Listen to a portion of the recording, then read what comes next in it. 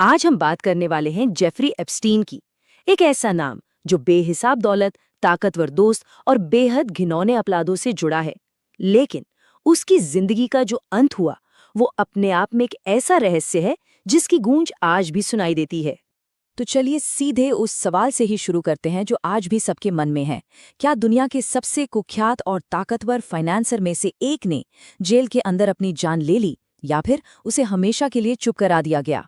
जरा इस टाइमलाइन को देखिए, सब कुछ कितनी तेजी से हुआ। गिरफ्तारी और मौत के बीच बस 1 महीने से थोड़ा ही ज्यादा का वक्त था। इतने कम समय में कहानी का इस तरह खत्म हो जाना शक को और भी गहरा कर देता है। तो सबसे पहले बात करते हैं उसी रात की जब जेफरी एप्स्टीन की कहानी का आखिरी और सबसे रहस्यमयी पन्ना लिखा गया। ये जो बातें हैं ना, ये किसी थ्रिलर फिल्म की कहानी लगती हैं, पर है बिल्कुल सच। जरा सोचिए, देश के सबसे हाई प्रोफाइल कैदी के सेलमेट को ठीक उसी रात क्यों हटाया गया? देश की सबसे हाई सिक्योरिटी जेल के कैमरे अचानक से कैसे खराब हो गए?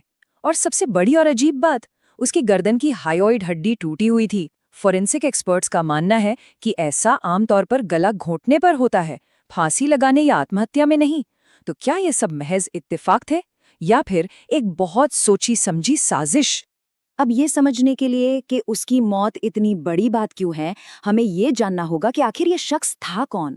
कैसे एक बिल्कुल साधारण परिवार का लड़का इतनी बेहिसाब दौलत और बेहिसाब ताकत का मालिक बन गया।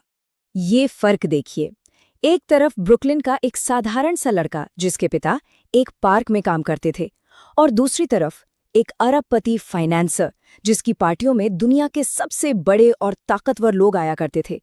मतलब जमीन से आसमान तक का ये सफर बहुत ही हैरान करने वाला और बहुत तेज था। उसकी तरक्की का रास्ता कोई इत्तेफाक नहीं लगता, बल्कि एक सोची समझी चाल लगती है। पहला कदम डाल्टन जैसे एलीट स्कूल में पढ़ाना, जहां से अमीर परिवारों से सीधा कांटेक्ट बना। दूसरा कदम बिना कॉलेज की डिग्री के वॉल स्ट्रीट की एक बड़ी कंपनी बेयर स्टर्न्स में नौकरी हासिल कर लेना। और तीसरा और सबसे बड़ा कदम अपनी खुद की एक रहस्यमयी कंपनी खोलना जो सिर्फ लेस्ली वेक्सनर जैसे चुनिंदा अरबपतियों का पैसा ही मैनेज करती थी। लेकिन पैसा तो एक बात थी, एप्स्टीन की असली ताकत उसकी दौलत नहीं बल्कि उसके दोस्त थे। एक ऐसा नेटवर्क जिसने उसे ऐसा लगता है कि सालों तक कानून की पहुंच से बचाए रखा। 50,000 स्क्वायर फीट, क्या आप सोच सकते हैं? न्यूयॉर्क शहर के सबसे बड़े प्राइवेट घरों में से एक। ये सिर्फ एक घर नहीं था, ये उसकी ताकत का सेंटर था, जहां दुनिया के सबसे प्रभावशाली लोग उससे मिलने आते थे। इस लिस्ट को देखिए जरा। अमेरिका के राष्ट्रपति, ब्रिटेन के राजकुमार, हॉलीवुड के बड़े बड़े स्टार्स। ये सिर्फ दोस्त नहीं थे, ये उसका सुरक्षा कवच थे। और शायद इसी कवच के पीछे छिपकर वो अपने घिनौने अपराधों को अंजाम देता रहा। तो इस चमक दमक के पीछे की सच्चाई क्या थी? एक भयानक सच्चाई। एप्स्टीन ने अपनी दौलत और ताकत का इस्तेमाल एक ऐसा आपराधिक साम्राज्य खड़ा करने के लिए किया जिसकी हम कल्पना भी नहीं कर सकते। उसके अपराधों का नेटवर्क पूरी दुनिया में फैला हुआ था। कैरिबियन में एक प्राइवेट आइलैंड जिसे लोग पीडोफाइल आइलैंड तक कहते थे, फ्लोरिडा और न्यूयॉर्क में आलीशान घर, और इन सब जगहों पर लड़कियों को लाने और ले जाने के लिए एक प्राइवेट जेट जिसका बदनाम नाम पड़ गया था लोलिता एक्सप्रेस। ये एक पूरा ग्लोबल ऑपरेशन था। और इस पूरे खेल में वो अकेला नहीं था। उसकी सबसे बड़ी राजदार और पार्टनर थी घिस्लेन मैक्सवेल, एक ब्रिटिश मीडिया मुगल की बेटी जिसका काम था भोली भाली कम उम्र की लड़कियों को फंसाना, उन्हें एप्स्टीन के लिए तैयार करना और फिर उन्हें चुप रहने के लिए धमकाना। तो सवाल ये उठता है कि इतने सालों तक ये सब चलता कैसे रहा? कानून की नज़र उस पर क्यों नहीं पड़ी? असल में पड़ी थी, लेकिन 2008 में न्याय का एक ऐसा सौदा हुआ जिसने सबको हैरान करके रख दिया। बस इस तुलना को देखिए, एक तरफ उसे उम्र कैद हो सकती थी और दूसरी तरफ जो सौदा हुआ उसमें उसे सजा मिली सिर्फ 13 महीने की, वो भी एक ऐसी जेल में जहां से उसे रोज अपने ऑफिस जाने की इजाजत थी। और तो और इस सौदे ने न सिर्फ उसे बल्कि उसके साथियों को भी बचा लिया। कोई हैरानी नहीं कि इसे सदी का सौदा कहा गया, क्योंकि इसने एक तरह से न्याय का मजाक बनाकर रख दिया था। लेकिन कहानी यहां खत्म नहीं हुई। सालों बाद जब मीटू आंदोलन ने पूरी दुनिया में एक नई लहर पैदा की, तो एप्स्टीन का अतीत एक बार फिर उसका पीछा करने लगा।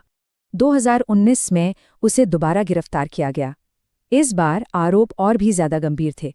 और उसे 45 साल तक की जेल हो सकती थी। ऐसा लगा कि शायद अब आखिरकार हिसाब का दिन आ गया है, पीड़ितों को न्याय मिलेगा। पर हमें ये कभी नहीं भूलना चाहिए कि इस पूरी कहानी के केंद्र में कोई रहस्य नहीं बल्कि इंसान है। वर्जीनिया गिफरे जैसी बहादुर सर्वाइवर्स, जिनका ये बयान उन अनगिनत लड़कियों का दर्द बयां करता है जिनकी जिंदगी इस एक शख्स ने पूरी तरह से तबाह कर दी। ये चार्ट देखिए, ये अपने आप में पूरी कहानी कहता है। इस नेटवर्क की सरगना घिस्लेन मैक्सवेल को 20 साल की सजा हुई, लेकिन जो मुख्य अपराधी था जेफरी एप्स्टीन, वो अपने असली गुनाहों की सजा पाने से पहले ही सिर्फ 13 महीने की पुरानी सजा काटकर दुनिया से चला गया। और यहीं पर यह कहानी सबसे ज्यादा परेशान करती है। एप्स्टीन की मौत के साथ वो सारे राज भी उसी के साथ दफन हो गए।